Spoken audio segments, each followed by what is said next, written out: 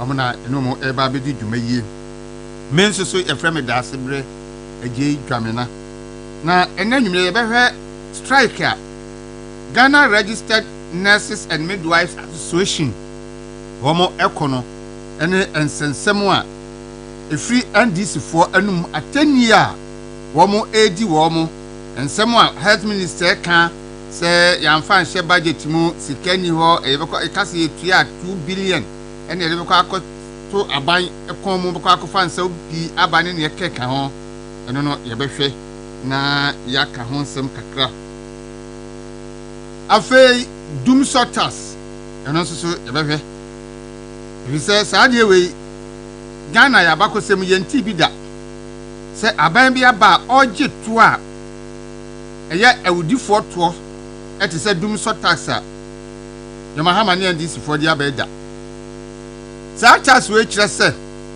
obi biara wo Ghana ha betua tax mu bi levy eba ye o sende 100 cedis koma obi a na watua 1 cedi ye de koma na amafo se we na ye mobroni no Ghana for mobrofo MPP for nwino ho no wo ye dis kan bra wo ntua bi die wanye scan na o sende 100 cedis no e na otua 1 cedi e de ama aban yehunu de si ha yehunu de si wo parliament yehunu de NDC for ye yehunu atani a ekoso ye mampani otisu yo no so kan bi ni ministers nyina kekan bi MPC omo NDC ho a omo gu parliament wo nyina obi aka ne de obeka speaker of parliament bagman ono so kan de obeka fa ho omo ye de ombe ye bi afa ho na de omo kan ya na sere bufu ani se de abano ye no ye lazy approach se omo ede 1 cedi per 100 cedis momo a obeye no eho eka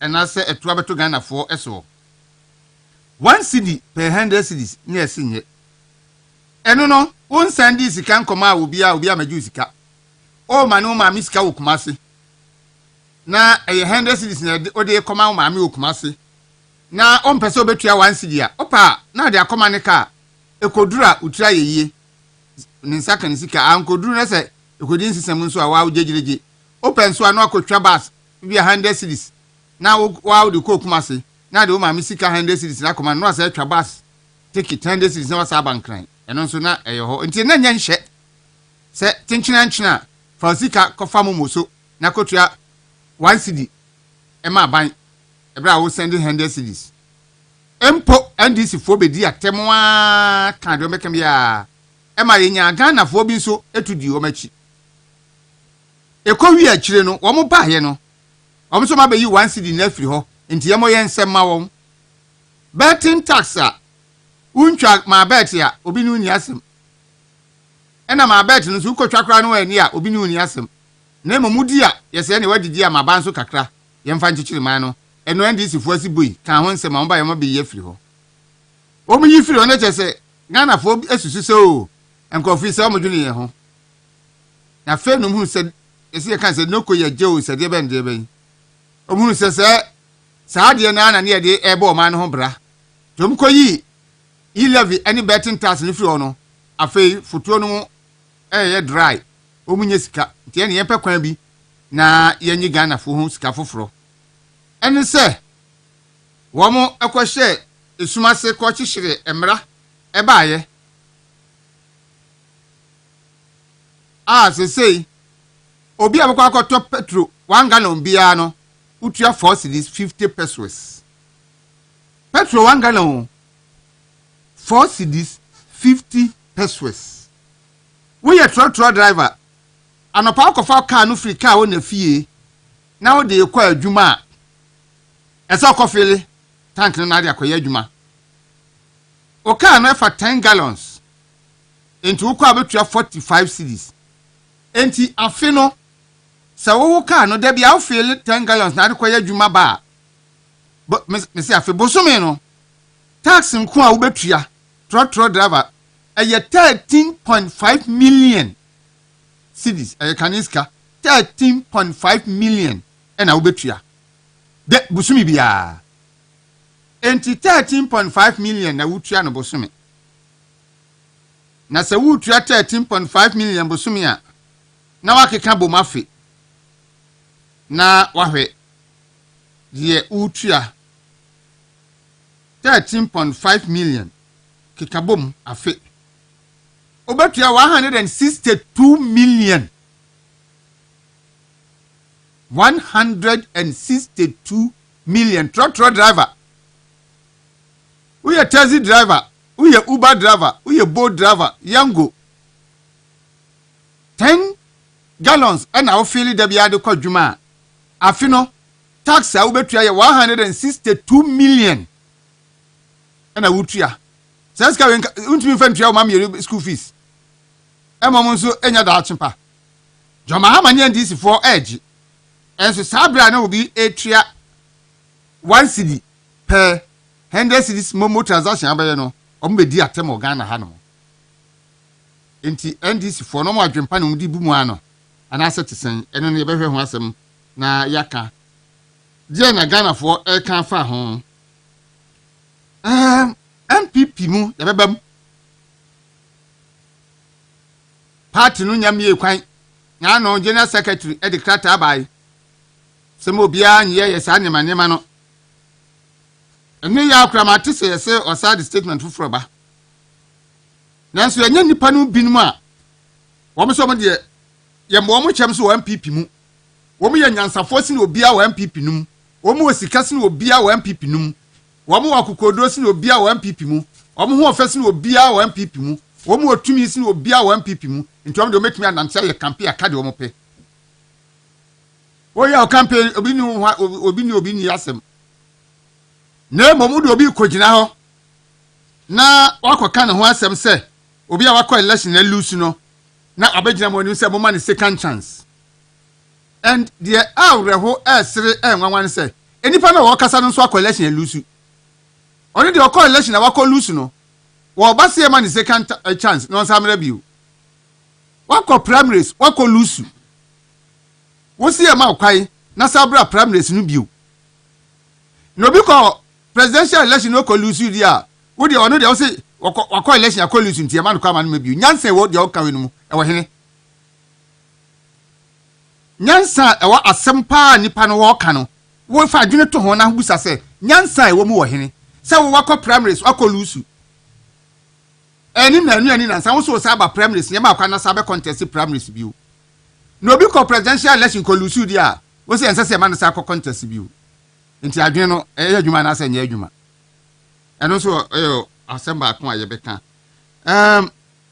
ndc for ya nya suban bi se o me ya yetimi ekoba se asembia ba yese bia investigative body bi atun safre obi ye hwe ni nsemu yemfa charges bia mo no kra na ndc for atia sikrom ene nipa na yesei enipa na yesei kwachi ofosu a oye government spokesperson na oye in charge of government communication what's in Facebook or the charge the about my own to me na muntie nsem yenu a waka say an chema own to me charge ba ko ne say okoje kwan say wo ye ekwan no wo se wa ye 50% ye ko hweye enso nye 50% ye 20% obi kwa ka se akwaje kwa se okoye na ka so ye 50% na ko no nye 50% ye 20% ya eno no wato o man mra na eno no wato o man mra ye hunu contractor fo bebre mo contract na ba no hunu se ni paro ntimi nye contract na ya gifiri ni nsem ye mfa ni paro kra nko police station contract ntimi nye yaje eno anu no enti se wo nipa no gi contract na fa se wa ntimi anya eno no asema wanya ba amane anu so terminate to ade na to baby enti we ofosu kwa che woni na matwetwe no Facebook say awakoje kwan say oye abaka che abanso aye 50% ye ko hwem na 20% enti ni charge ba kono no nyansan wasem wani say ebio wase okoje bank sika say wade kwaye efo no ye ko hwem wa anye enti ni charge ba kono no na woda bank kama no wona woda bank kama no yetiti ha ya hunu nipa makoje jeje bank bosia ma bank na gunsu yamfo bia nkogina court ajeje bank bosia e ma bank ni gui yamfo bi ankogina court enti obi kwaji bank bosia so okoyefu na fo na anye ya eno nso so no ya ba yasem enya bank na asem eni ba no kwaji bank bosia no wanfa bibia nkosi ano ankodi agina mu enti die ntina wo a wo aban mu wo na wate asimu a wo twatwe no Facebook enti wo charge me enu a wo de ba chema huntumi no ofosu kwachi ose kwachi ofosu eni mo hwe ni maye sa na chief justice assemble aye sami jam fiti simu radio station to radio station TV station to TV station ena obo ne kwadu kwa anya fe anya sa na chechire man na mo hwe ni mabi eno nso so ye be hwe ho asem aka me ka se ye nua be ma ewku Emmanuel Apiedu a oye communications officer ewo okre eye Dauro ni krum no abeka yensa bra pani akwaba hone muti san ya de radiasi na okre ti san okre yeboko okre fuzi minchia ya jiwonso dudu o ti o pa o ye de nyamiasi ene de bia no mo okre fo de ahaya movement eno ano no enti wo se minchia ya jiwonso wani je do ya outro fire aye pa o o se fire outro pa aye pa ese mo muti asese MPP issues are ya to ya muka die no o yom je omo eno die sana etie eno die sana na omo yom je omo ti enu se duru bi a just go fascinating crew osu exactly why me an ye nso an na na ote no kware anti duru bi a na de ni abutu nsuom na yemia ye ni aka balance no edi okrefu se obuchia mo na woma me sa kwan de na me nchia eye okre BC fo a eretro nyina ene no mo shase ene Ghana form fra about 600,000 of them 603,000 yes 603 omo tro. And the good news is that Dasebre Kameko say affirmative action, girl power now. Yeah, can want them so many years, you know. Yeah, Juma because your numbers now. Miano, about 300,000 plus. You know, look, just we are on course. Yeah, you go so nimpa, but you can't so not Dasebre. I say you should balance, you know. Because kobase emerima no so erika chia ebedu baby no na ye kwakoye minim se be frɛ no say masculine action you say boy child education exactly enti yenhwɛ so that will not leave anybody behind emia no huhia sanso na emerima no so huhia look to deal with sabe stubborn boy or boy child at home, no, very, the impact on the family, you know, is so high. Yeah. And to yen balance because I can say, yabo, affirmative action. This one, yama, management. Or mine as I say, because in Merima we play a very critical role in the society. A kobase and ne yerikechia. The problem ebebre eti me boy nyina ya abaso na ye ma no nso ene ne nanom no ya hye won kran se nia wasua nyina no meje di se bere adu se o ma edadi nia chichafo a kire o ka wa wofo abo ka o man no abo ewo ye hu nyina no sa bere na se ye ma no edadi na meje di se won pode omo bresu adwo esan se Dasebre be na yere kwa kwaturo bi no na ye woni ma bie ayere dwen ho e bra woro dwen exams ne ho no na wo san so dwen se mi twa sika bempo na mbe ko nyankopon adom o mampanyi na na danko akufo ado a sebe adwen kese a ode amamu pa ebre ye wo Ghana ha no otumi ye nhihye de to ho a eche se so we school ni na se utwa nko ade a enfa ho se ofi kasapen enfa ho se ofi kruti ase enfa ho se ofi abru mikrom na enfa ho se ofi dawro krom e okuga okofo no chikrom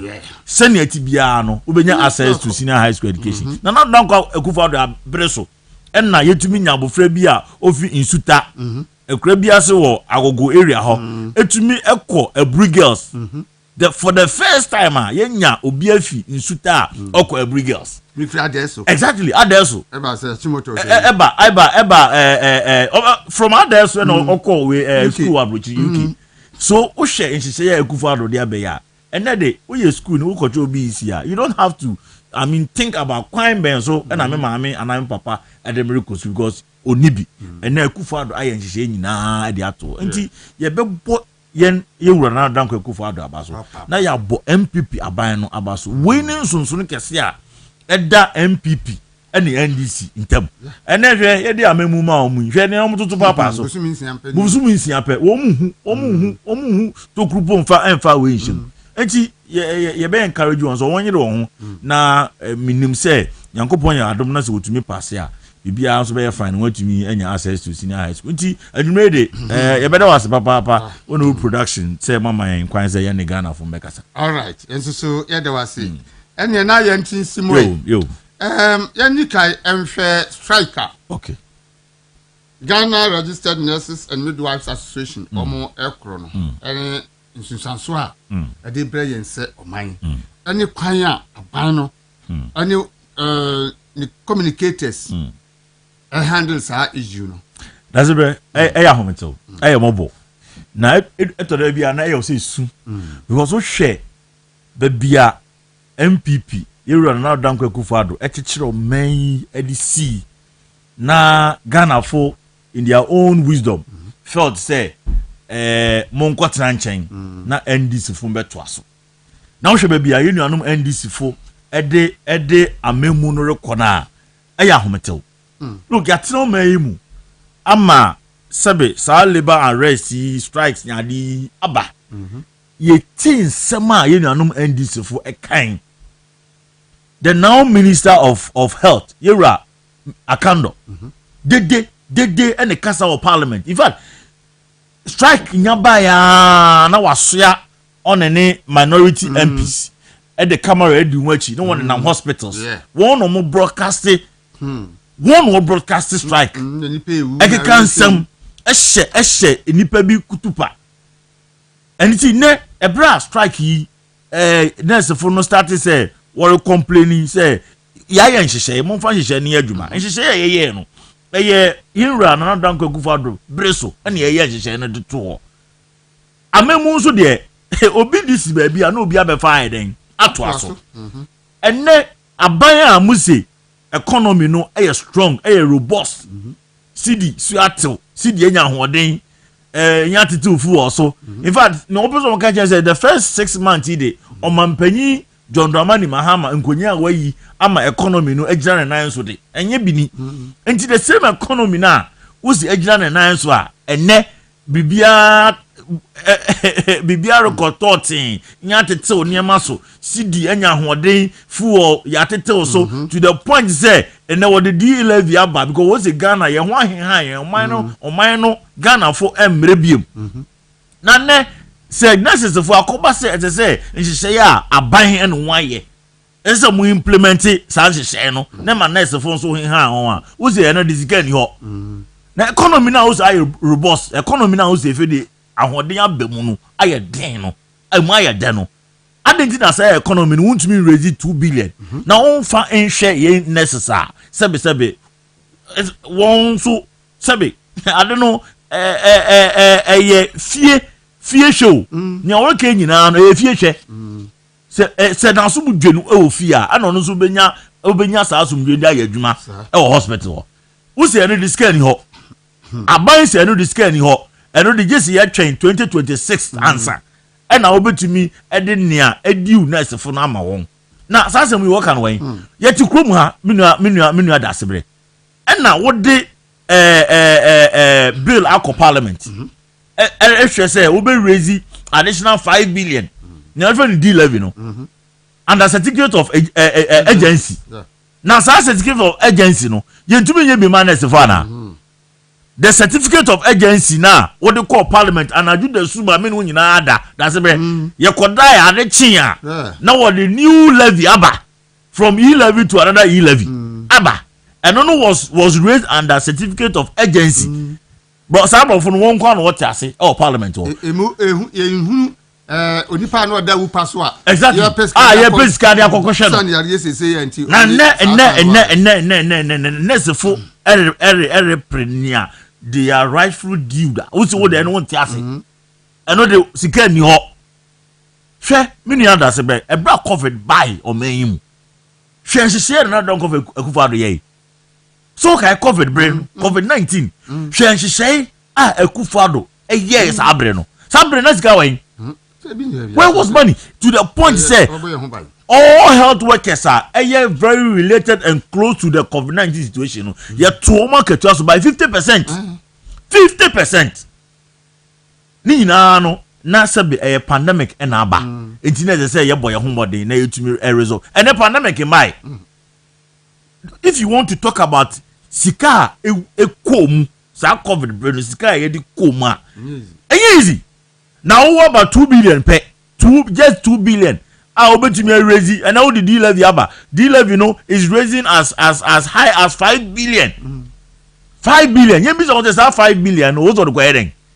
Are you telling me say sabi nipa ewu hospital and at the various ships compound no sabi won here na and now buy what time budget Felix budget 78 million. 78 billion.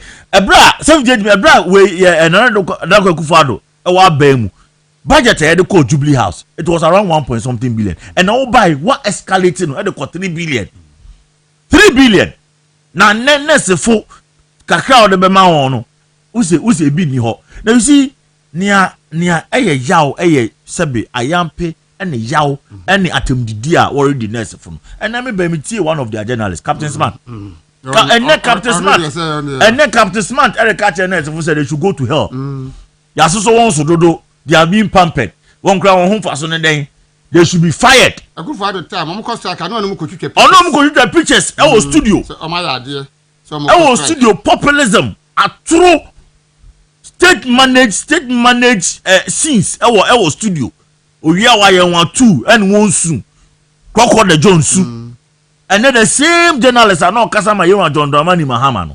And then next for Asamaba, also they should be fired. And then Metier Osingame, NDC labor expert. He said you cannot force government to pay you. Really? Dasebre, really? And then NDC Osingame all over the place, all over. Anytime there is a labor issue, say a teacher for, say a nurse for, say a doctor for, you could hear his voice. You could hear his voice, and now we catch and a nurse for say they cannot force government to pay them. Really? And these are the people leading us. We no and I dey memu asha won sao. And drama John Hughes. Na say on social media, o say Johnny's bite bi mo. Johnny's leak. He's leaking. He's leaking. Hey, he had the effrontery. He had the effrontery to tell nurses for say omo pass some exams. Omo bonti obi a. Omo pass some exam. Na just say adwuma na omo ye no krabo. Omo pass and ya fa won say nurse for. This is an NDC journalist. Yenim kwan a ode Nana Akufo-Addo e fa so o man mu. But you see, that's when you know look at a certain posture. This is not the first time I strike. Look at the posture of this NDC people in government. And look at the posture of MPP in government. Look, I monitored Parliament and Dra. Shania first deputy speaker, to the point, say a very urgent issue, say an issue that borders on the life of Ghanaians.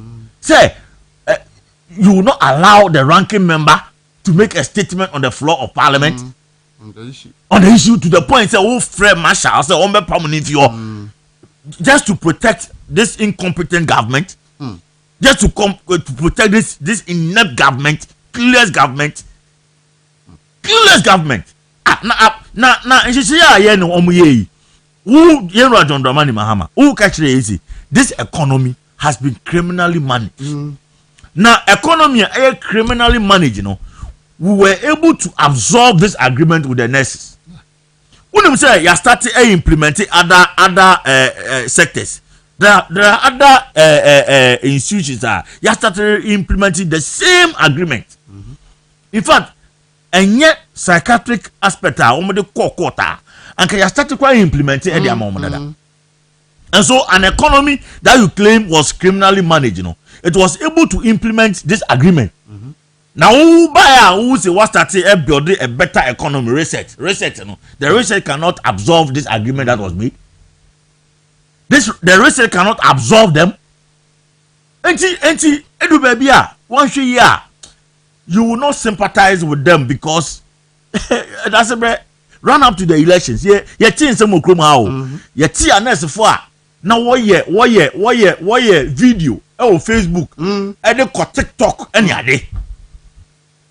Ne yinim bebia na mo yinim bebia na mo na Akufo-Addo na Donk Akufo-Addo ebe take over in 2017. For 4 years John Mahama was not posting our nurses. For 4 years they were at home. Who you school utifie no clearance. Omo de omo say ko share IMF ase. IMF instructor omo say they should not employ anybody into the public sector.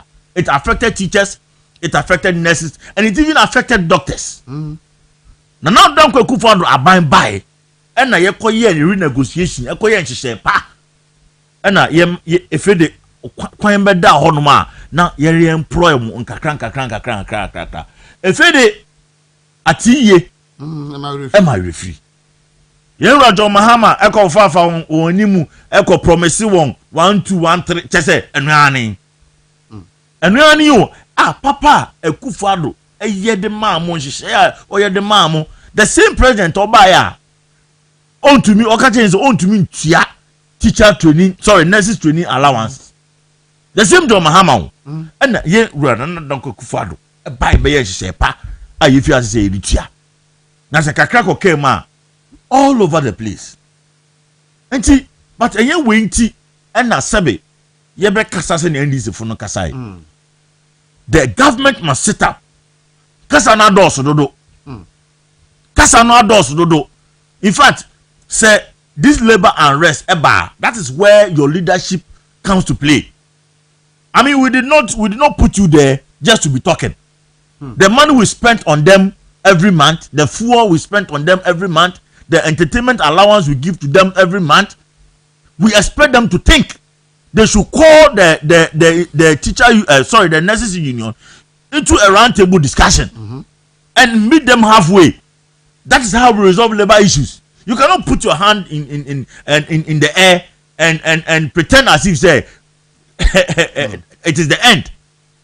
That is why I get to Obama as a leader. Into Ghana for a break. People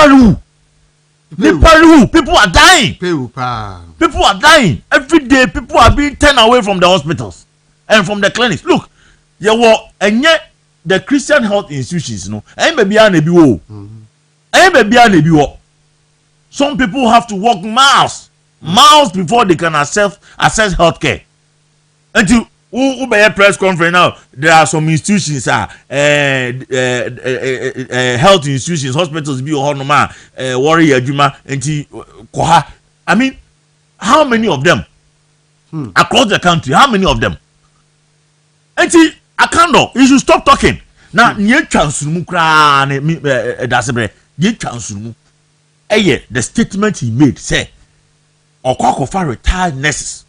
Can you imagine? If this statement had happened in Nana Donk Akufo-Addo, Sankana Donk Akufo-Addo minister, and the Kokan Sasem we are. Anka Dasebre anka Samri Omano Adaya Butu. Baka so always na se ombe demonstration. Anka Adaya Butu. Ghana ha baby etia. Akadaya Butu. But ene Akando tumi Kokan Sasem we and he's still a minister. Akando etumi buena no ekasa Sasem we in a very critical situation. Akra wu nipa repra bre. Kokan Sam na se na anesefo commando won yema. We say then we are going to request the services of retired nurses. My gracious God. And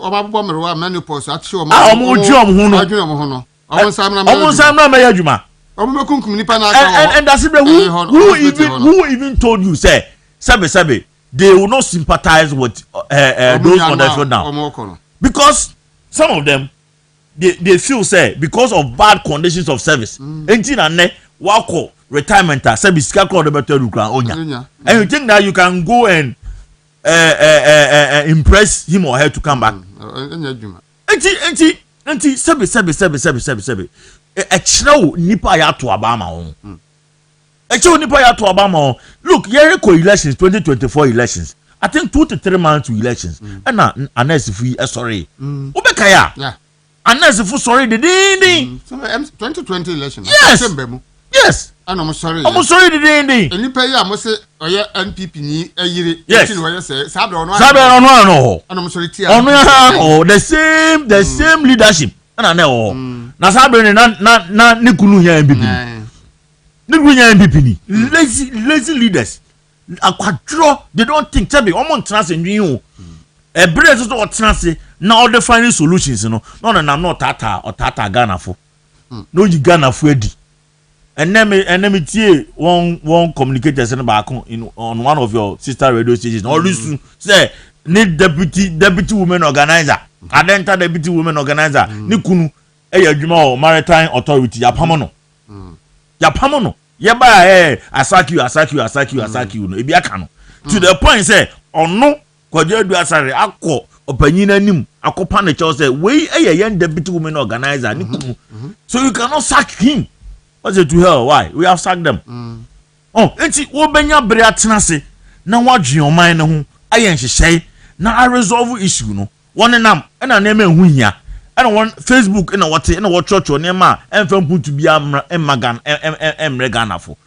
Enti it is a very serious issue. And this is the time I say yin civil society organization sorry no wakasa. The clergy must start talking because people are dying. Where is the Council of State? Council of State are they aware? Why aware near Kosuna na Yera John Dramani Mahama so near Kosun Watiana? Me Council of State left me alone. Me can say who here say Ghana in Council of State. Why? Because Omano na yakoto abani nipa bebre ni ebo omhoka se omuntu omampanimfo na ya twira hye ye mmerem se omutu omampani no fo a omampani pa na ofa so what is the essence say ye mom abetra wo na o ma na abo ho ka ye to ka asama wo no mo ye mom ba bia tena ye mom allowance ene ne keka ho abra omutu omampani no fo omampani pa na ofa efa so that's Council of State issues no there. I think we'll come back to it another day. Yeah. Because this is not the first time I hear raises our concerns, no. Usheka yebo our Council of State elections alone. Across the country, 16 regions, we have to conduct these elections for them. Let's call the Electoral Commission to come and give us the bill. What goes into conducting a Council of State elections? Who conducts elections in Nigeria? And never say yede mawon. No to me ye juma. I'm sure they will be given some designated vehicle. Yeah. Obia. And allowance is the wage. And it counts as a cost to the state. Say issues are ekoba. And you see, I will not restrict myself to only this administration, but government over the period. Since 1992. Government over the period. Are we really giving value for money? Never. Are we giving value for money? And upon the on consultation with the Council of State, on advice with from the Council of State, obi me country advice. And Chief Justice impeachment or removal you buy. Look, senior wabon trokan. Ubisa say, hey, do we really have Council of State? Because what issues are, and to what the yajina so the ama Chief Justice suspension on continent. Ubisa say, really? And some issues because we now nurses full striker. It's over 2 weeks now. Yeah. It's over 2 weeks now. We have not heard anything from the Council of State. I didn't put to know their mom is the president. I didn't put to know the president is their money minister. Because Kasa Basa say ye kokosi. Does it mean that the president endorses this kind of language? Why not? Because Ominya TS no mudi nesi for yesem. President eno ankasa no ankabi why you come? Abaman nurses no so akoma to omyem. Enti akwese aban no suma no me obaka ya. Emre bi a school for awie university no munya adwuma nya mo kokan ya Rashid Pepo ogazo mu kotwa nyira no mu kotwa gas no mu ban we awo yakwadofo bra esere wo ho betumi akotwa bia na betumi akosa sakra ko pa ya bo otumi ko pa ya bo so ato ama woni esi ada no aka emire bi esi petrol boy edin me kind this mpanifo no ba ko say petrol boy edin na ntumi to petrol baba se ko fa kwa adwuma na owura ba konso say if the kitchen is too hot you get out ke kind of na referee president nagaza osun kanu kana needless lamentation me o dwan Ghana for ye di ya wa hu enti Ghanaians have been short change on mine nagaza there this for one fire no mu one fire no mu yes so ye pe e na me kanu untumi nka no bebre because baby edu no yedu a very critical state nje yes am na ko kai nipa no ne awaye uka so we kan sa de anka yere mbeka bi atwam anya hwe agu awie anka yere mbeka bi because wo hwe modern ba yeru na dan kwaku fado e body ma anesifo pa adwuma ye de ma won na enne utumi sorry ti ayen ekeka ansam.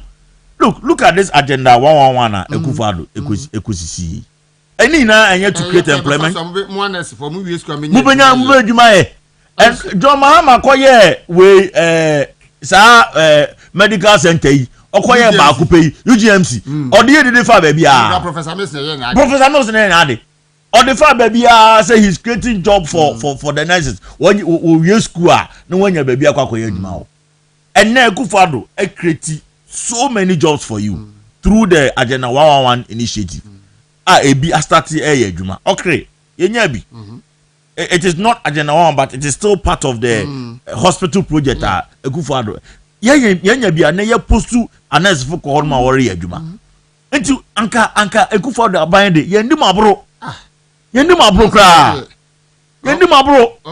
Enso atiye anas for no madi MPP abana bro. Yes. Ama abro na di wo. Edi omo. Utumi nkan kesi dia. Utumi nkan kesi. Akoto aba ama NDC aban ene hwe ne wore ka kire mu. They are telling you that you are murderers. You are murderers. And I ebi class mu ni certificate. Ebi se mu bombon mu hu ni faso bia man ko school. Man ntumi am pass mu exam. Today Captain Smart, Johnny Hughes, Austin Game, the minister himself. When him say Mustafa Gbandi, presidential staffer. Yeah. Presidential staffer. Oti yen John Dramani Mahama hina no pe ewo Jubilee House o. When him asema o ka che nezefo no. O ka che nezefo no say they should be fired. He says that nurses funu they should fire them. What ba won kan nyina nkotena fie. A presidential staffer working with the president. Sasama ba na ye pempenyin for ba kabi. Na kuma ba fam na aba apa. Look at the statement coming left right center. And you know panyin bia okroyi mu en sorry en tie mu fra say hey munja isa kasa no. Because enne sebe vice president oyare a okọ abrochiri kosa no oyare. So vice president yare a obekọ abrochiri akosa no oyare. Mete na nka wo si won mo de wo ba obiare nkọ abrochiri en kosa no oyare brim. Sento kojeto. Yero akujato. Oti kroyi mu. Oti oman mu. Na wati yawa onua ni NDC for area ya nurse for. Because wo yare ya obekwa abrochi akoso won yare. So they don't care about us. Me no they don't care about us because ye yare na me just say ye benya plane ticket po di akọ. Akame akọ kutua medical bills e wo ho. Enuti the NDC must sit up. They must sit up one fre and nurse fun panyimfo no entinase no one kasa. No one kasa. Whether you like it or not, after the labor issues it will come. It will come. Andrea me hu bia na one of the institutions and so I started to count. Teacher unions no? Yes. You tag ne. You tag. How for one started Eric count. And ebanesa that is where competence comes to play. Competence. You can go for the better than 8 years. You can hardly count the number of strikes at also. It was relatively stable. It's not as if they didn't have grievances. No more help. But yenya abaya o nimdie ye wa aban o sebe o use nyansa and solve problems. We are paying them. NDC ministers, we are paying them. And we expect say sikana yeditua won kan won fanjene. And the minister must come and apologize. As I said, minister, I can't know. Oba no be partners furniture was that statement no making was an irresponsible statement. Yeah. And it shouldn't come from a minister. A minister, not all position. Now, no kasa. No kasa so petty. Me kai say or be catch and say, it's sunny, a memu boninti, and as if your memu ekwa bruchiri, about 20,000 because I'm watching. Now, I should say, I'm not for not krum ha, no wash a fire you mouse and this can you. I better not matter. It's sunny say, no young person will be called bruchida koya jumenti, a kufado, a yen she say, I won't come up to yem. Na be mo ateno mai mu no ahwe yen enti se waba na se wo na wo so we reset na reset reset means that for the understanding of your reset and they say o worry ba magana fun why then ato because ekufo da ban na nya ban pa obese niema du be ni yi enu po na nhyehyɛ ye oye ya ebe ma because the nurses are not calling for any new thing no ayi fufuru bi no worry show wo se nhyehyɛ ya aban ye twa mu ani yenye no yepe mo fanya adwuma ma yen mo fanya adwuma saa ma yen mo fa bi nka ho efe do ba ya o so be so yibi fim u be yibi afim se mo mama yibi afim de and 2026 na sa 2026 no na next no da so ti ase sebe o mo de kelentu abem abai kelentu abai and now you have fake doctors. And can you gonna for any na dia? And can you do kokoto National Health Insurance Board so? Na qualified nurses I want to school ya pass one mom certificate. I just wish now mama o tuo mo kai no de. Wo say there be fake doctor. Fake doctor de o na kokoto board so. Na genuine nurse na just anka wo hwe na o tua ne ka no and wo say scan you. Retired nurses. Me ma me no ma azisi an wa bre a wo de ji wa home yenkofa ho. Amemu be ni. Dede nyina na ni o. Dasebre. Dede a ndis fu yegu yensu nyina no. Any this is the best they can offer to Ghanaians. Ye cost strike over 3 weeks, 2 weeks now. O man panyin kasaye.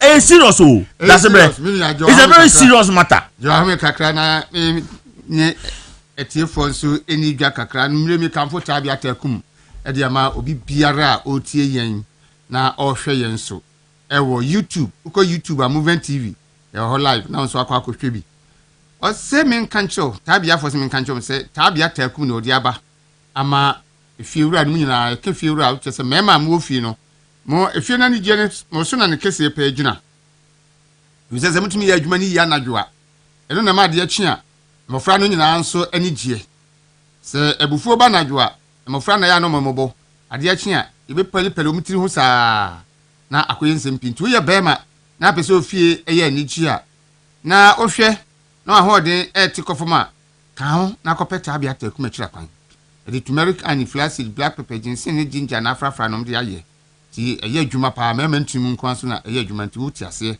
je me kire wi ya ba bia tonton aduru bia na okwa benye bia to e wo hono mo se upe bia tudi a o number na 0243 686861 0243 686861 afei me de wo ekọ Hisense fo aso ye Hisense de ya me ka se a home of home appliances upe home appliance bia to ade bodin bia ye home appliance bia no Hisense benye bia ma nti ye mo boso ma home appliance bia ene telephone nyina no mobile phone nyina akwa obenye bia to ewo ho no mo enti wudi ye de obenie be bia wo bia no ese ohunu se o hwe wo mo awo mre kra be fa wo mo number no afre wo mo on number no 0302 550 000 0302 550 Ufra de obefa no busa baabi awo. Oka baabi awo pecture na obekire showroom eben wo. No akọ no akoto de opese wokoto. Na tese de anije abefi. We use home appliance free license a wani beji pa se omniema no eye papa. Nature medics edi nro bia ba no so me kanfo ama wo ne. Na akwakope bi ato. Nature medics nro no. De di kan no eye gastro mixture. Obi a wanya stomach ulcer na typhoid fever. Obi aduane to ne yem na ne yem ye ne ya. Obi a wanya diarrhea ana indigestion no.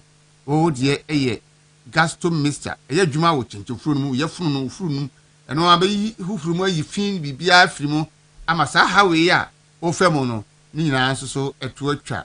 Oba ha wubu nsa wote ya, oba wo nsa bu ensisi so. Oba wanya infection bi say yeast infection ni ye keka ho no. Eno so de no eye menstrual mixture. Nature medics for the aba no nye binum a eno so ebi sa ha no afiri ho ama wade ho be ma bia nso so a wasi wo mpani mfie kwan so wunyini kwan so odi fi 35 years ekro no nse na fi naturally no prostate na hyase na eye kese sa prostate na hyase eye kese pe na no se odwonso ho bete chima nse mia drobe na odwonso no famu no eba no tikane na wugina wa na wokono enti sa na ugina wa beche kakra do abechima ansana yonso no etumi aba eye dia nso a emuntumi anwekura nti okotena se ya na jonso sa de woni ye prekope se odi akoba ni ya do na dwa wuntumi na be sori akwa aba sa na akoye nsempi ya bia meka se dia ya eni se otika mutu kan no duru bia driver agina so bia ankoye ne ho yie bia be kwa abefro kan na nkwa ugina ho na amanfo ehwew ene na abefro kan na amanfo eye chiuchiu no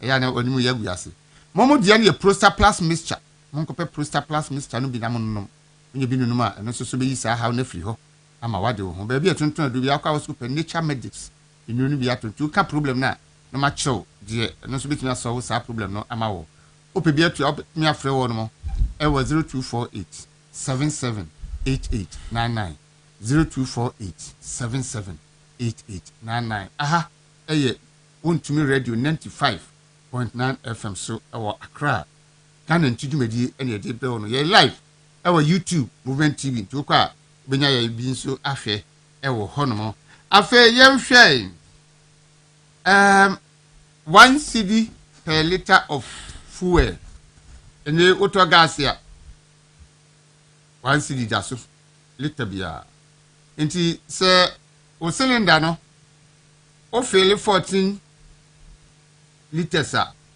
o kwa se we hu se 14 cedis kan ho to be tria eno na ma calculate a kire wo no we ye driver trot taxi Uber boat yango ne ke kan ho na da bia wo ka o fill 10 gallons na da ye dwuma fra no pakopma nwumre na akoye sesa hu se busumi bia no ubetua tax 13.5 million afi ubetua 162 million tax afi ubetua 162 million tax odi tususu a aka eba oyiri jetri emode ye bibi papa bi bo abusua no enei woni amse omodo Ghana fo na obi di 11 aba onyo Ghana fo ho no omode a omoso de ababeto Ghana fo enimu eno na ogu Dasebre until say the aba my Dasebre o man di on be edu no se one show kasem ya be kan de enka obeka ne enka na etole bi uba studio a e fro catch us hwebe bia ofi hwasora wo mu na hwe kasem yi enu ntie anaye a bit guided when we come on air. Look, between 2017 to 2024 8 years you run another Ekufado eba bem. It is not as if say sebe Ekufado buy no or the tax that no the big Ghana for so. If my memory serves me right, Ekufado are buying about 17 taxes. NDC are buying between 2008 to 2017. I'm the big Ghana for so. And Ekufado no mako se ne be ya Ghana fo ye ho be high. Neto de bi no mkasa.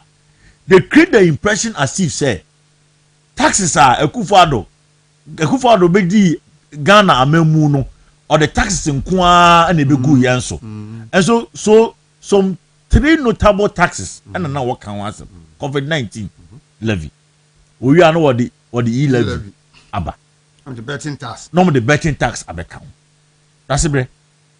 Abembia one of his key sources of revenue tax.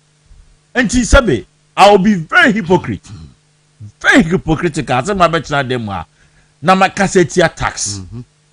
Because a tax and the idea then you do chichiro mine. Abribia the kasa ye can say ye open the tax net no. Because make ko say ya chichire some group of people are the taxes then egu onso. Until the argument has been open up the tax net. Open up the tax net. And until Akufo-Addo buy no ye taxes ni be fee wo. And you're finding ways and means ye be open up tax net no.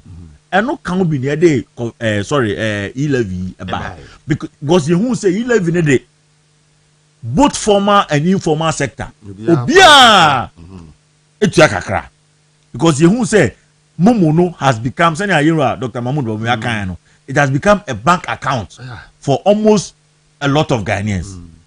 Enti sa woka se uri kakra now they are boa on money development eto asum.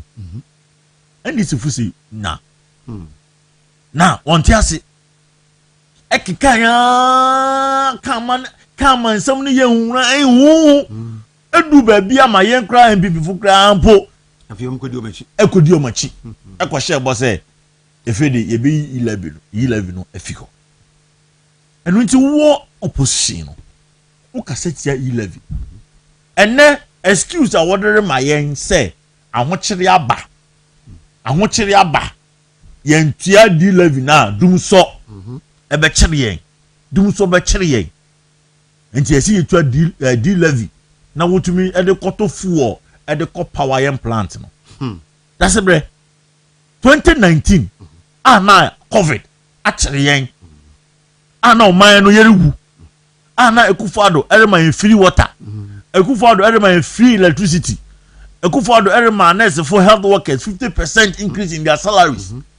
So you are telling me say there was no need say you be tax be at least you be save your lives na Dasebre but you nya NDC for sorry ti e kan say bebre the fa COVID-19 levy ho na kiri say what ba bema the first thing they will do is to remove the COVID-19 levy. That's all. Na see akwa de ne ate ne say we say COVID-19 levy na ya de obetumi ayi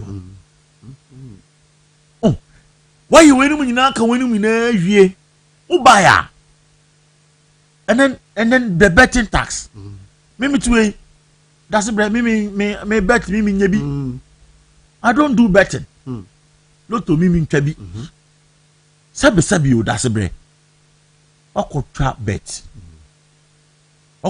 o Dasebre enye se wakoye adwuma din bi okopia truck bi ena watua oka ena abansi ori yiska ne bi o we there e lack what the 5 cities minim se ne what to ne fa nti minim mu se wutumi the 5 cities ko dey 100 Ghana Dasebre na se abansi mami bi kakra enye se wako push truck bi o wako sra ne ma bi wo Makola market o and abansi sika na onya na origi tax o mu we ye bet it's a matter of lack minim se ne what to ne fa na tuabribi kakra na yemfa mo omani mpuntu. This became a serious issue. It became a serious issue and this is for at the year at the me kai 2024 campaign. Yeah. I listened to you on John Dramani Mahama one mount platform. One mount platform no reka bet ho asem. Oreka betting tax ho asem.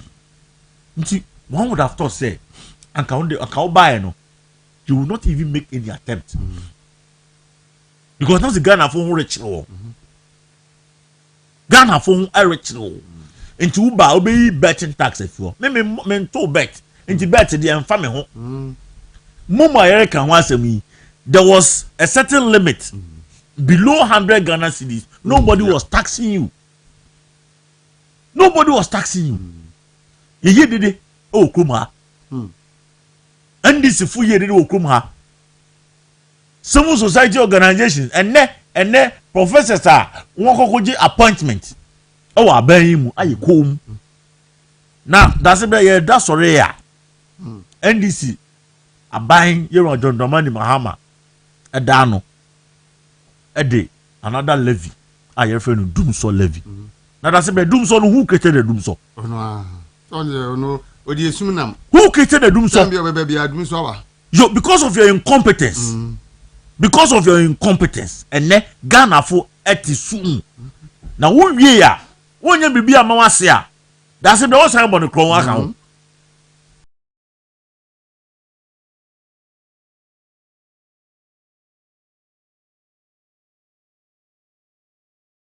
8 years Akufo-Addo ever so as president.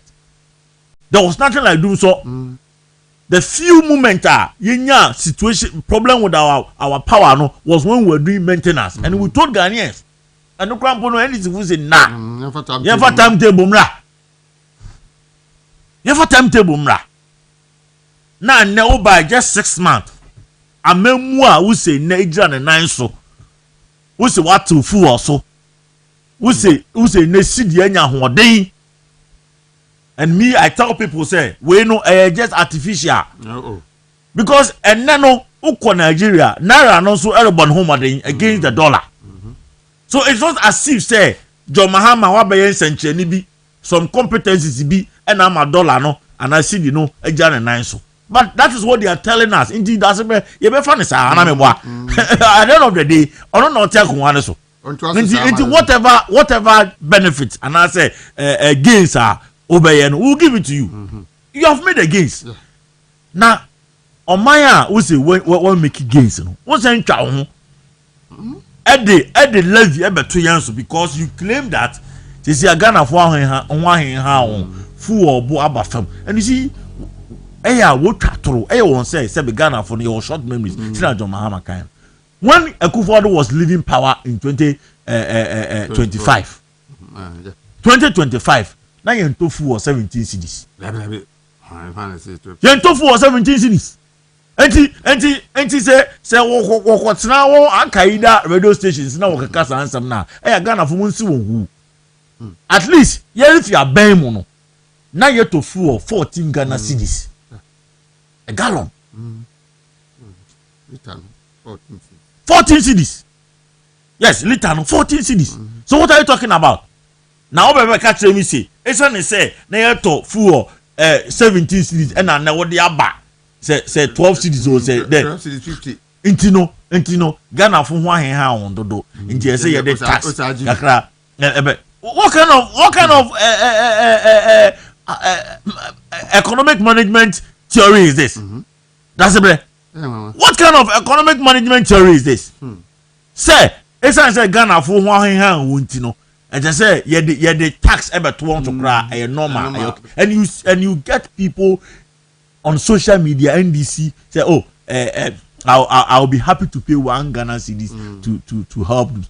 Now proud to mami kwesi proud the bag your vice president office. Ono otofu. Just yeah, ya no. Otofu. Wani entofu e no bi no. Shamima Muslim. Ono otofu. Shamima bra na wo position no.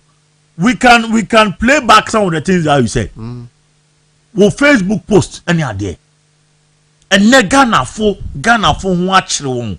NDC at the D levy aba. Na ne woman say D levy no. There's a clear difference between D levy and E levy. Oh yeah.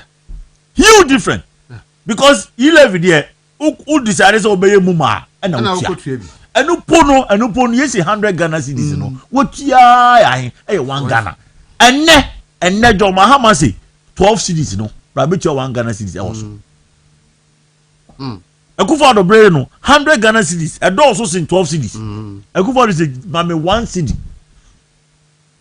And John Mahama say, Oko tofu 12 12 liters no 12 Ghana cedis no obeje 1 Ghana cedis hours and ne D levy no it affects almost everybody everybody what a kasapin what a bunkurugu what a ebiru what a himfa you will pay the D levy because a levy taxi driver no koto fuel no obeto fuel no so obeto no transportation no so and you see it is sad because Andre ya na NDC aban muko jina driver union so say one till almost transportation so because fuel abafem yeah Andre ya o Dasebre Emma a driver free ebeto 15% yeah almost till so ya enu na he 2 days 3 days ama nti na wonim say what they deal with about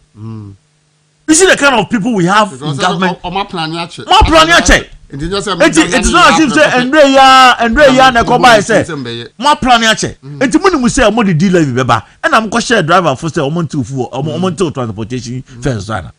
Na Dasebre mi bi say bi say. Andre ya na mo de budget e call parliament. Andre ya o. And I'm de budget e call parliament. Enti na woni say o the deal levy no e beba.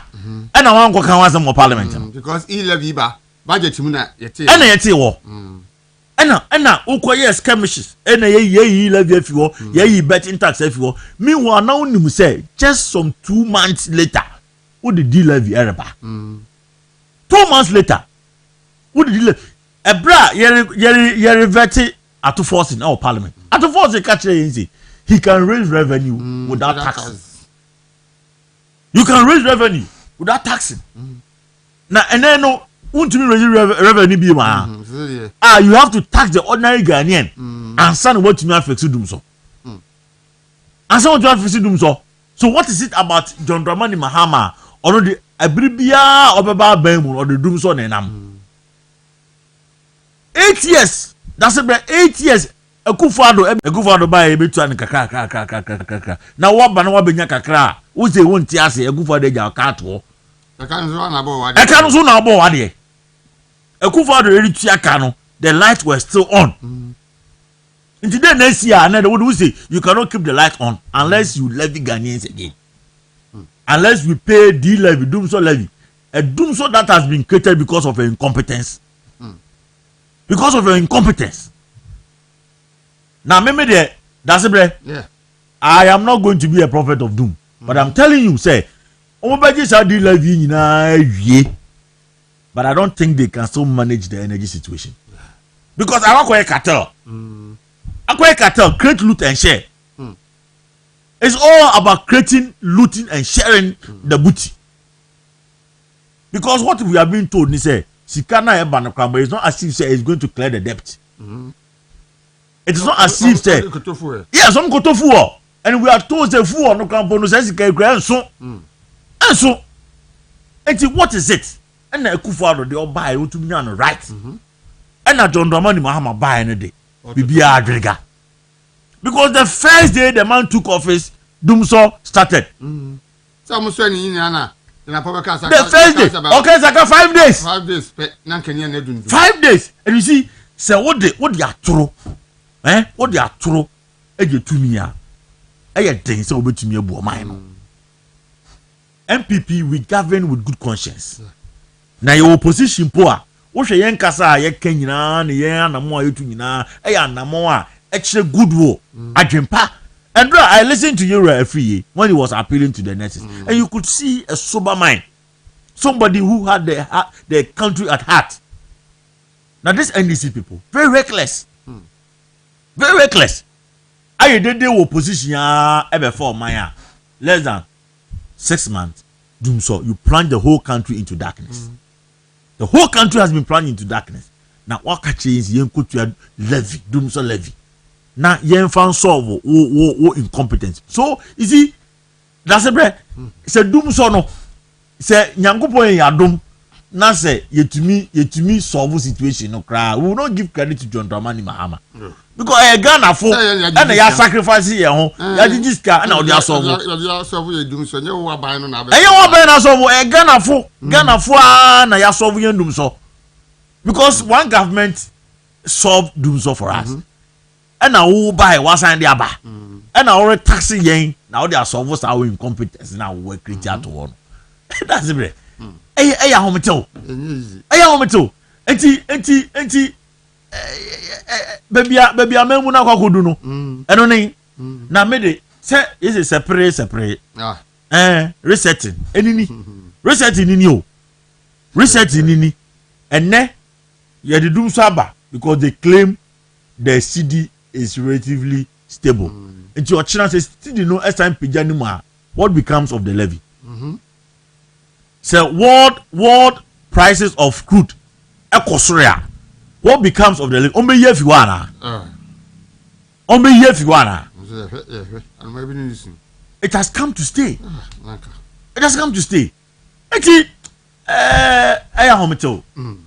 Ghanaians have been short change. Now you because you are John Dramani Muhammad. It is not as you say this is the first time I will be a president. Obey president between 2008 2012 obey president 2012 to 2016 you won your you win you know records and the records no poor bad until them one say na Ghana fu bi diachi Ghana fu bi diachi as if say he's now coming from the moon a new leader who is emerging from the moon. Meanwhile this man has been with us when we gave him power we knew what he did with power. All right. That was everything for you won't to me radio 95.9 FM. In me abema Emmanuel appear do our communication officer our Okre constituency in a enumere yatwhwe komo Ghana ntiju medie so won't to me radio so so and YouTube movement TV ukwa benye bi ahwe hono pepe kama na wo obi a wodi dwa na wo ye adwuma bia ehia da ubo a se ope baby akobo dawura se okoba baby a enipa tie ni baby enipa hwe na wankwa ankotu sika anto antwene eniti na movement television ni wontumi radio ye ka kire wo se ye de wiase baby aye ho amanfo hwe yen amanfo tie yen eniti se wode odwatonde eba ha wode udwumadi a wudie bi ho da ubo ba ha na ye ho adwuma ma wa obenya so mfaso pa nya asem kitwa we yen kan adawo so bie ni ho a oni movement no ntumi adidwa wonu no hoda bie ni ho a woni adidwa enu no ho yenso so yenhyehyɛ no emu da ho fan na akwanya eda ho a kyese ho be haro oba eno betena se na ya yenhyehyɛ na nkakra ye boa wo no na onso wo boa yen na bibia afan tampefra ti bra ba hwe ye kira kwan ye wo kokomlemle akra new town kwan no so ufri circle New Town.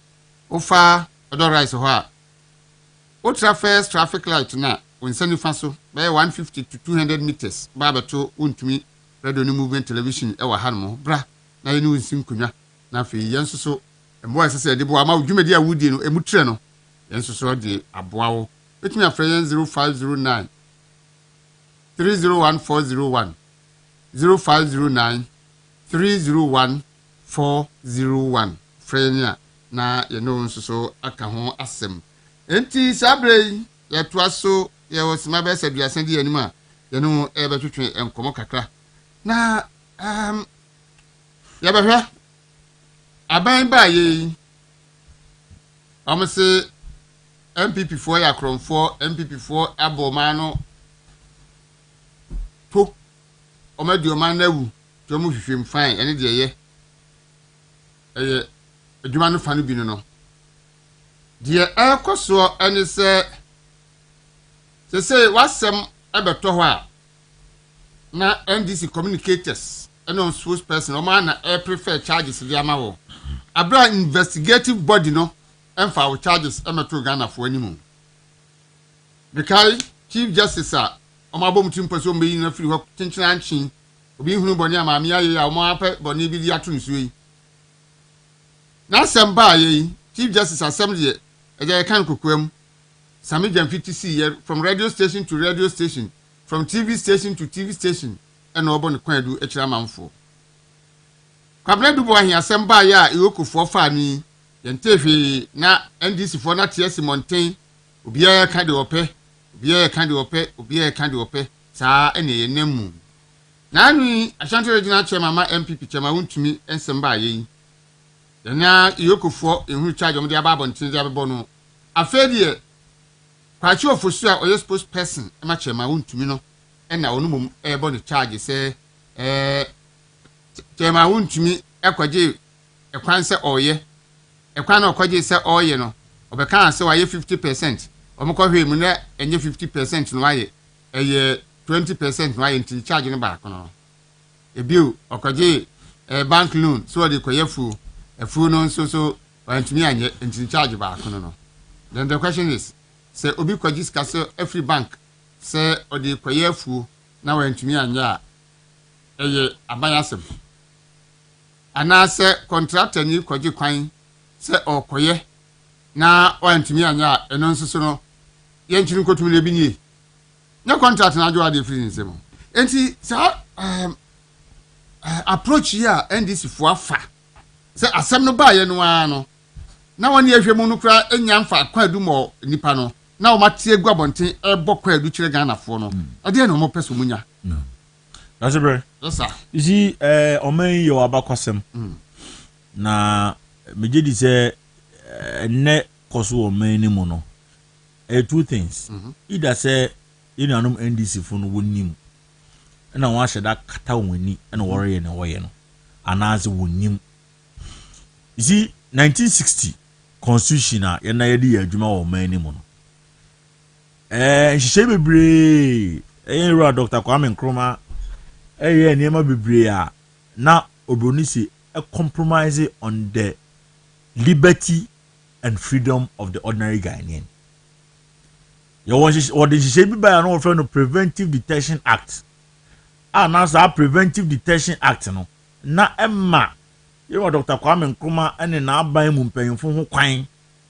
Say what to make show Edo Kwashe Fiasi or Bra court Emma orders BI and now court Emma sa to me no say 1 year near way.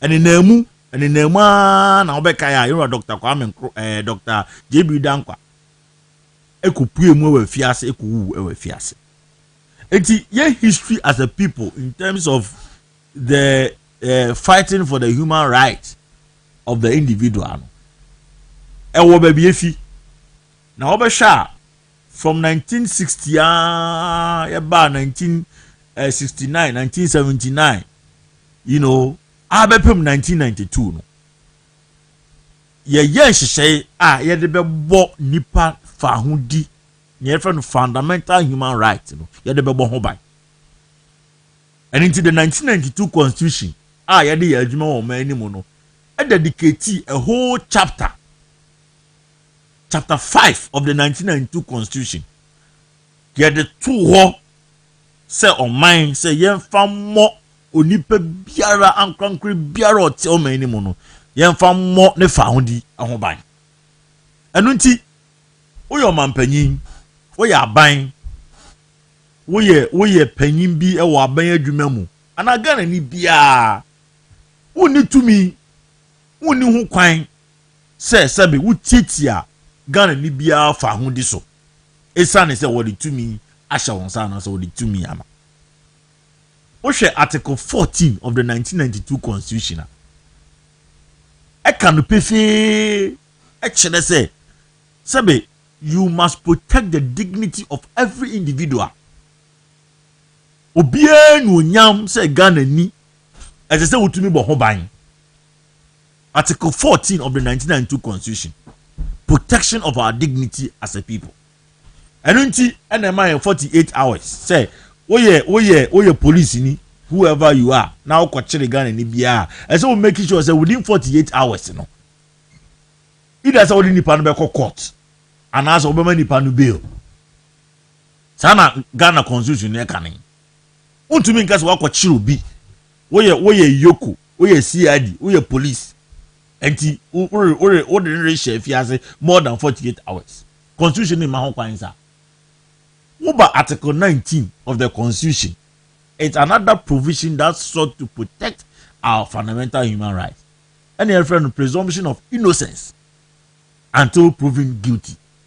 Also, it's a witch nipa na wochi nipa na wontumi emunukum fo anaze wontumi nkase odifo bre a wonfa ne nkogina asem dibia ema court enhwehwe mu emfa ne verdict emaye we provisions are Dasebre constitution no aka ne pefe na ye de ato a yere hwe kwan se ye de bebo Ghana ni bia ho ban se na be ya obi a sabi tumi ya wura ne timu bebre no onfa Ghana ni mfa kwan boni bia so regardless of where you are so you sikene so you hiani so you tuntum so you kokko so you titia so you tintin constitution no ebo ho ban officer na ma we ho enti mina Dasebre I was building a point na me di babe si niere koso ewo omayi mu ne ekeme kokoye se ne Ghana ha emra anya adwuma oh see obi ya ni ope esan se tumi ya eden asesa na we refi se tumi no ebetumi asesa dachi bi so because 8 years a Ghana for the man no 8 years ni bi no na yetifie ene o introduce me I say opposition MPP communicator it is na we yoko ene we CID ene we minister emema ne ye wa adwen se tumi na ekura wo no ebe kura wa afebo debiriba tumi no betumi asesa sebe tumi na kura asesa na won kwan so nyankopon je fi hunsaman wo ye hena anne ye tietie nipa fa ho di so all in the name of resetting all in the name of resetting sebe obi nkasi obi aye bone a me man enkogina emrano ana say we should not take people on or nobody should be accountable. President Nana Dankwa Akufo-Addo e kind pefe say we na ban mu panyi you must avail yourself. Avail yourself. Wo frewa ko na ne say okoka no woni investigative agency no enkoka. Enti me sure say sebi obi wo MPP ma why na adwene say obebu aban investigative body bia enum tia eno de yen kra de yen fuaso but worry ye no fam na kwan so na ye you must do due process because ene yenya special prosecutor onu no si se wo yare o wo yare o jai na wo ye won e wa brochi na bra because obeso bisa wasem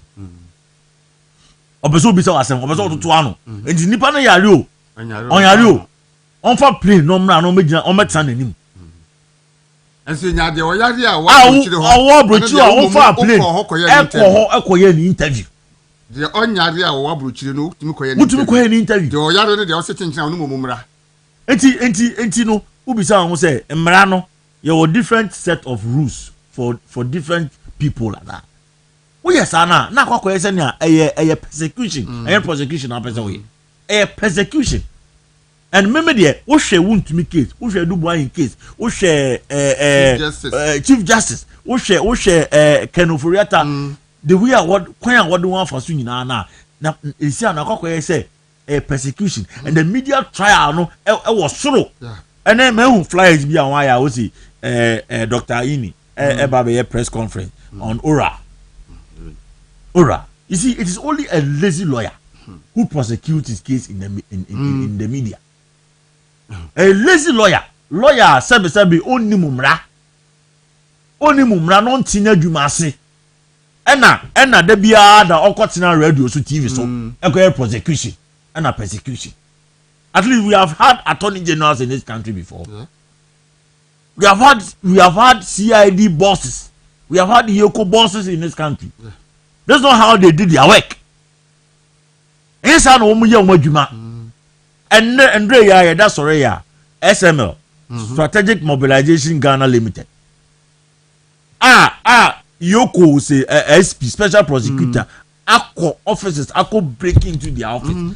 Yes, we are told say you had search warrant, but search warrant no interest say ukwa akwana ko say Ghana for and SML a Ghanaian company. A Ghanaian company. Wa employ over 100 Ghanaians every year. If for any reason you have some doubts now, opese odiniko jam rano Do you have to go and disrupt and destroy a near intellectual property? Okoya.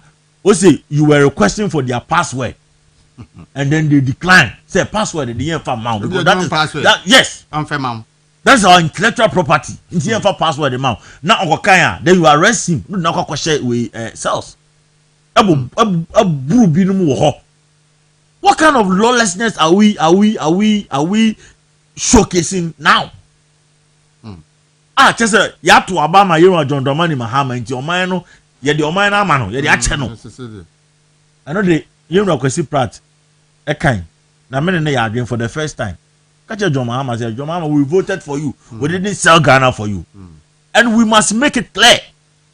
As I say, you can't now sabi echo assume say, you're too Obama, you're too Ghana mount. You are not the first president to win elections in Ghana. You are not the first president to win elections. Now, Sebi, elections are winning any baby. And before I was Wunyashi, there be a Yashi, and I got Etina if you uncle to Aba. Look, Dasebre Obokrea, name me police station, a brew, electoral area. Make me show say about 700 people to 800 people. Uncle to Aba. I almost MPP for. Almost MPP for. Uncle to Aba. Elections are now you winning over 10,000 in Okre. For the first time, it was only 4,000. You see, we passed 6,000. We passed 6,000 to 7,000. I'm a Tuabano. I'm a Tuabano. Reasons best known to themselves. So in your party, I'm penny for. Yes. I can be. And so I'm going to party in penny for. Now I'm going to catch them quite as soon as here. I better than you do about your summer cocktail. And no, Nababedu baby, Yabedu. Enti you want Joe Mahama, you must understand. Say 4 years in Encho. And no fears no Ndreya yeko Jubilee House we Burkina Faso pay edit you ebe salute we you can once a man and 4 months 6 months in 7 months 7 months inti den 4 years in ebeba na meme de Dasebre I cry for the young politicians in NDC. I cry for the young politicians. Politicians, Amanyofua, Okuja Tonum, Sami Jenfinum, Malik Basintale, and your friend Edu Jinumu, young politicians ever. Omupo any difference answer Muni. Won't a difference answer Muni, as so answer Muni is already on the TV. So, Payfuna woman acquired because Sabi woman was over there, Omobre air quano. Now, Momo young ones, and if I say more your politics are more bano. You must make sure say some of this sebi name no it's not that because who are long term who are long years ahead of you to do politics. Eti Dasebre near consumer de and there was a research but I can assure them say Senate BR no matter how long it will take even if it take 20 years minimum say Tofia ko man that even if it take 20 years one day MPP will come back to power and then research now more no yeah be formatting na ukrafu na so we formatting so unim the effect so be see nyasem ketwa eno na ya na ema bi se o ya mon kan chom se sadin de mon kan na yes e ba sa na mo be form ho adwen bi no me fa adwen bi no asem no kra kan to sabi adwen bi no wa ba na wo de ususu se wanya tumi yes wo de betiatia wo de tata nipa de na bro ba kan ne no de yem onyo nti ye me mesuma ye no de ni kokua nti de bebe e ka ko ne de sa na be yes sa na be no wo de pam MPP fo nyina pam Ghana fo nyina wo so ba at least e be started from 2025 7 January na ye so wo mo form no da form nyina wo de chairman wuntumi akwakwahye yoko for more than 48 hours 1 week ye ba wo de no ye be 2 weeks amount it's as simple as that. It's as simple as that. And Dana Godon can say, MPP ni and NDC by or maybe you a dear. Fan set Oko leave. Exactly. 4 years leave.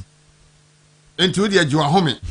4 years die, but to a bar, your bubble bar, MPP. What is it? Go and take your position. Now, oh, soon time, exactly. I did it's as simple as that. Who are now MPP near NDC for you a dinner? Who will leave this time? the other say obey why you madin the abo MPP na MPP aba power now so about start to man enti no ano no enti me obi nyakomo me yenkwa that's the God will grant us life yes obema yenkwa ye de betinase na dey atwen for years obi enwo nobody will die nobody but this party look yet in opposition 32 years yes so power 32 years we were in opposition ebi mo ton 19 ebi mo ton one japade e dey sustain power yeah power in Kufuor ever power 2001 now the only message we had was buzia enema na buzia aye eno ne ye gina so over 2 years or so how many years eno ne ye gina so dey campaign enye ne ya ye what the legacies of Kufuor and the legacies of Kufuor. We can talk about health insurance. You bet me can metro mass. Yen need free compulsory universal basic education. We brought meaning to that. We brought meaning to that. Kufuor time a dream of Agyei Kufuor be ye and ne a Kufuor do beto aso. Ah never no kasi you free senior high school education. Enti we have something you will be able to can want them. When I want to zoom into the air course or yen party, you see that's a now you zoom ako the air course or party near the nevi. Yes, party ni percent be power. Yes, a nipa bia omo our party ni mo a omo se omo ye party ni mpanimfo omo sunu omo ban na omo ni ye bi ansa kutia party no nka bomu ne nkanko ene na chiri samba betumi asaba power no bi o eno ni ade a esese ye hwe na ye ka na edube bia na party mpanimfo ho ayembo national executive titru general secretary titru ni ho ayembo fi se ase enya mpanimfo bi a wo mo no omayo madwen se omba tete party no enti die mo beka bia mo mfa enti me tete wo mo a die kosui ye kan se Dasebre you see me a bit careful when I'm discussing party issues. Because maybe there, that's why if you ask me, my position is that you want hodimbi, ne wusike bi ne wonimdie bi, na ye de be among yourself as MPP. We should focus our attention on the NDC. The focus should not be among ourselves. Obia focus on this. That's it, maybe there. You see, let's look at it from all angles. Baby, look, we have to blame ourselves because kasa na ere koso no enye baby fa akoneko enam baby ah. I expect say yes, as leaders, we must lead by example. Yeah. As leaders, we must lead by example. We party penya. It is so we kasa hu yi. It is so ma kasa hu tew. Look, enyanse bia na waka. In some be wo kran so awore kan hwe bia wo gina no. E na hwe bere na odere kasa mo no. Hwe bere na odere kasa mo no. Because some be wo no ma wo kan, you will force the other side to also come and react. Na ama de no adoso. De no adoso dodo e wo party nim. Dasebre. Na enye kwan ya nipa no pese o faso de no adoso enye kwan ya nipa no pese o faso achieve ni aim no kasa na adoso dodo se me nyade a me metete party kasa na adoso enye ho kasa na adoso that's it. I am saying that kasa no adoso e wo party ni dodo baby adu no ase yi nyina ye to ye mbo ase na ye focus on aban fun aban kankan aban bone a ye wa John Dramani adere ma ye no at the end of the day say you try your home, and don't forget, say social media will not forget.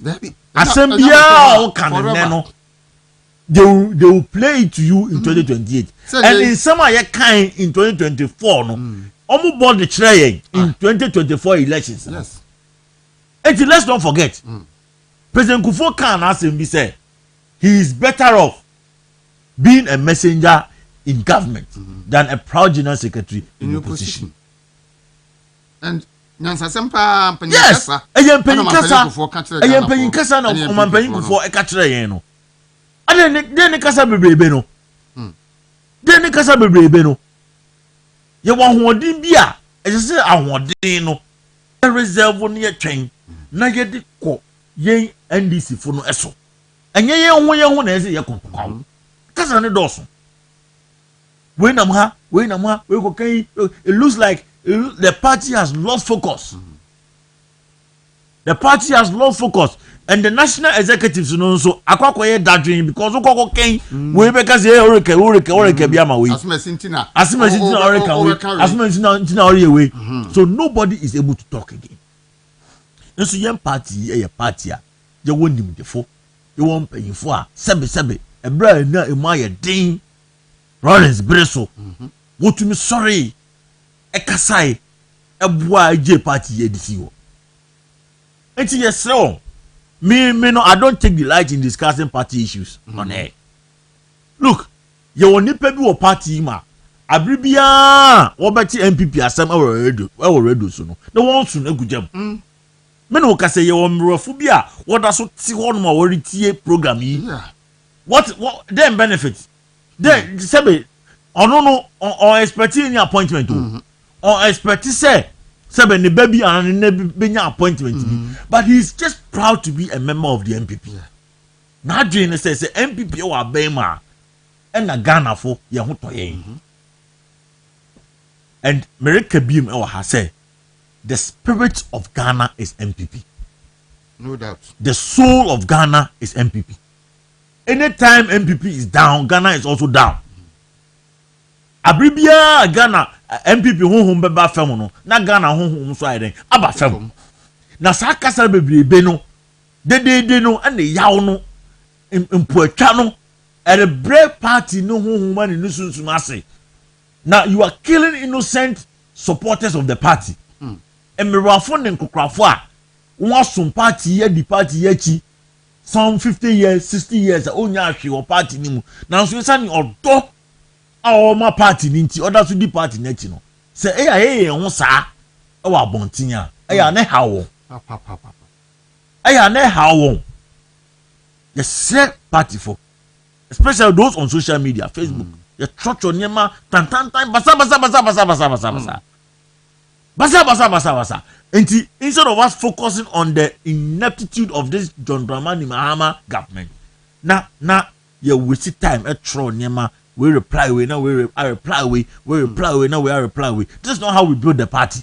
The yamofra ye nyi yede now so we share party na bakwasema and yes our party we na darocha eja ma yen and yes our party we na alajete eja ma yen you know GH Mensa and yes party we and we jama. So far our MPs are doing very well in parliament. Ebe bo afenyo ma ken no ma baso what do you adwuma pa na she bedwam. Now, instead of say, yeah, the young one thing, and you be a better town watchy, no want to me deliver. Am I no? Yes, sorry, net Facebook, TikTok, WhatsApp. Now, you try yampia, you can cancel. I wouldn't want to discuss party issues and go into details. Now, why you born in, no, you're born here. Because the more I already can, now we compound the problem, no. And the best say party from paying for and a party from a friend now. Agyei. The beadu no mama yen hwe say party no the MPP red white blue colors no and osono no e say say ma osono nyanwoden every 2028 Dasebre na say osono no yare a look the defeat we have suffered no me I wouldn't want to lay the blame on one person.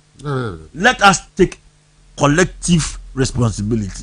Yen yintum say yen nyina na ya yemfum so yina na yafum ebi nso wo krampo asabe yan fum so bi ne yeye na ye Ghana fo na atiye ma wan refiri nti na aba ne sa mo mayen keka ya ho mo mayen gburu ya ho ayi ya ho we have an election to win in 2028 say yetra ho say ya dia won hwe ya na ye besen akwa another 8 years o na Dasebre now I'm 41 years now the 8 years e kan ho a 49 Ombeka James ma ba akokora ntimi makwan na mrante no mra. Dasebre. Enti ye besere. Let's put our house together. Na yem prepare for 2028 election. Say na amamu trokan ekwede. Ni John Mahamari. We. See ya na record ya. Then I can assure you say Ghana for be sign it to me now. Already one kasa one home company they are crying and then me tie kojo edu asare orisun say adwuma wa ya ma MPP sorry NDC amanyoku yakasa and no abo afore enne one aba appointment ko man bi o orisun esan kaka on say the deputy women organizer wa denta ni kunu ebra na MPP wa ba mu 8 years nyampam na mfi adwuma mu maritime authority and then na by NDC aban by no one ko pam adenta deputy women organizer efi adwuma mu obi yi wo ma na adwuma no bi nyeye ni kunu nso kakra oreye no nso no ono nso wa pam no nti na women organizer tifie ni kunu nso tifie na saa nipa uje di se 2028 obenya komapa asan kwakoye campaign e di ama NDC abanye baya wa be pam Ghana fu nyina efi adwuma mu uje di se sebe saa Ghana na wa pam na efi adwuma mu 2028 no obe sori akoto aba ama NDC ana. So there is hope. We have not embarrassed ourselves. Abayi MPP abayi yengu anim ase ya adwuma ya sum Ghana fo ye de komapa e na abesum Ghana fo. We have done all what we can as a party and as government. And mama yen toyambo me say the rejected stone will become the cornerstone one day. Ghana for the yambo bebre enchakra Ghana for the yambo bebre. Nemum the fact say John Mahama ebu amemu tokano and don't say Ghana for best if they see say unye serious unkan mom na wetim wa coming to call any name basa Ghanaians will tell us that we are not serious, we are not ready for power. The Ghanaian people will give power to people who are united. And that impression, you know, and the end is for equity in the minds of Ghanaians. Why you want to say why back on or how I want NDC mono and you have to divisions or factions NDC amanyo kuni mono and easy I shouldn't get your number baby how do I do some baby and Julius also and number in fact okuja to no kran so finding exactly touchlight enti mo ga MPP before moment to wase yetumi kan hu bom na esoso ehun kakra look we will come back to power. We'll come back to power.